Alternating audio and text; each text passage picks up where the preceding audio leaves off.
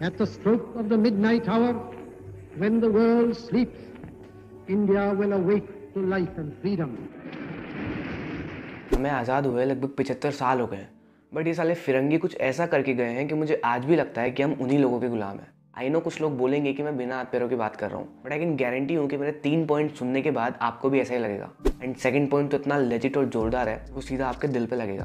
तो at least 2 points तो सुन ही लेना। तो देखो, पहला पॉइंट जो कि हमारी लैंग्वेज से रिलेटेड है। मुझे एक बात बताओ, मैं सबसे पूछ रहा हूँ, आप में से ऐसे कितने लोग हैं जिन्हें पब्लिक प्लेसेस यानी कि पार्टीज या फिर सिनेमाज या फिर नए लोगों से बात करते वक्त हिंदी में बात करने में थोड़ा ऑकवर्ड या थोड़ा शेमफुल लगता है?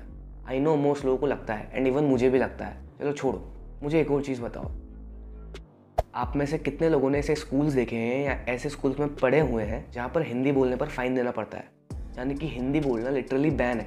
आई अगेन नो मोस्ट लोगों ने देखा होगा एंड मैं भी ऐसे स्कूल में पढ़ता हूँ। तो मतलब समझ रहे हो क्या हो रहा है? वो ये रहा है कि हमें हमारे देश में हमारी लैंग्वेज बोलने पर फाइन देना पड़ रहा है। एंड आपको दर्द तो ये जानकर होगा कि जिन लैंग्वेज को हमें बोलने में शर्म आ रही है उनको जापान, जो कि वर्ल्ड सुपर पावर्स में से एक है, वो अपने बच्चों को उनके स्कूल्स में पढ़ाते हैं। मतलब लेवल देख रहे हो इनकी स्ट्रेटेजीज का? हमारे देश के स्कूल्स में हमारी लैंग्वेज बोलना बंद करवा दिया है।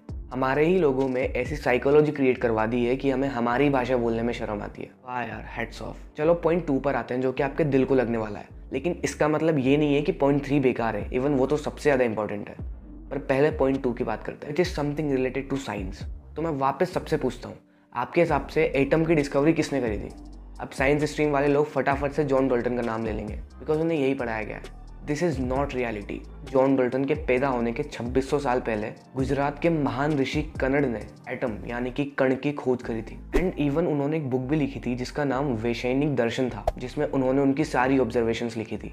99% लोगों को इसका कोई आइडिया नहीं होगा। एंड वो फिरंगी भी यही चाहते हैं कि हम लोगों को बस ऐसा लगने लग जाए कि हम लोगों का साइंस वगैरह से तो कोई नाता ही नहीं है। एंड हमारे जो साधुज हैं, ऋषिज हैं, वो सब बस भजन कीर्तन करते हैं। इन रियलिटी हमारे साधुज, हमारे ऋषिज are living legends, they are simply geniuses. इसका एक और एग्जाम्पल देखो, अगर मैं आपसे पूछूं कि दुनिया की सबसे पहली प्लास्टिक सर्जरी किसने करी थी, तो आपको नाम तो नहीं पता होगा, बट मोस्टली लोगों के दिमाग में द वर्ड प्लास्टिक सर्जरी सुनकर यही आया होगा कि ये काम यार फॉरेन में ही हुआ होगा, बिकॉज हमारी मेंटालिटी ऐसी हो गई। असल में दुनिया की सबसे पहली प्लास्टिक सर्जरी महर्षि सुश्रुत जी ने करी थी, वो भी कुछ 2000 साल पहले।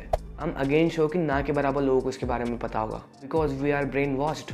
उन फिरंगियों ने हमारे सिस्टम्स को इतना करप्ट कर दिया है, हमारे एजुकेशन सिस्टम को इतना डिस्ट्रॉय कर दिया है कि हम सोच भी नहीं सकते।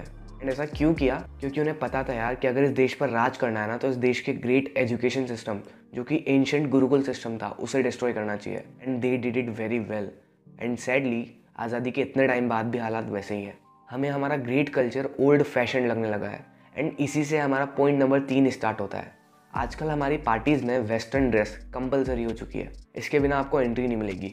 एंड फिर भी हिम्मत करके अगर कोई बंदा अपनी ट्रेडिशनल ड्रेसेस को पहनकर आ जाता है तो हम लोग उस पर हंसते हैं, ये कहकर कि क्या पहनकर आ गया है। एंड सेम ऐसे ही कोई यंग बंदा अगर पूजा पाठ करता है तो हम उस पर भी हंसते हैं। हम सोचते हैं कि कितना ओल्ड फैशन हो गया है। एक्चुअल प्रॉब्लम ये है कि हम मॉडर्न बनने के चक्कर में वेस्टर्न बन रहे हैं। एंड द पॉइंट इज़, हम भारतीय रहकर भी मॉडर्न बन सकते हैं। एक्चुअल में पता है बदला क्या है? बहुत प्यारी लाइन बोलूँगा। एक्चुअल में बदला ये है कि पहले ड्यूरिंग द ब्रिटिश रूल वो लोग वहाँ बैठकर हमें कंट्रोल करते थे, बट नाउ आज के टाइम में वो वहाँ बैठे बैठे हमें कंट्रोल कर रहे हैं। But we are still under control, जिससे ये पता चलता है कि हम लोग मेंटली कभी आज़ाद ही नहीं हुए। बट मुझे एक बात बताओ कि क्या इन प्रॉब्लम्स को डिस्कस करने से, इनका ढिंडोरा पीटने से सब सही हो जाएगा? Of course not. And actual में प्रॉब्लम यही है, हमें पता होता है कि प्रॉब्लम क्या है, बट हम उन्हें सॉल्व करने की जगह उनका ढिंडोरा पीटते हैं, जस्ट लाइक वीरदास। हमारी इन प्रॉब्लम्स को सरकार भी तब तक सॉल्व नहीं कर सकती जब तक हमारी अंदर से इच्छा नहीं हो जाए। नाउ आप सब लोगों से एक चीज़ चाहिए, वो भी इसलिए क्योंकि ये चीज़ केवल इंटेलिजेंट लोग कर सकते हैं, जो कि मैं नहीं हूँ। तो आप सब लोगों को इन प्रॉब्लम्स का, जो कि वीडियो में बताए हैं, इनको सॉल्व करने के आइडियाज़ बताने हैं जो कि आपको लगता है कि काम कर सकते हैं। बिकॉज यार अब अपनी बारी है, let's make a better Bharat. इस काम को मजाक में मत लेना। जय हिंद, जय भारत।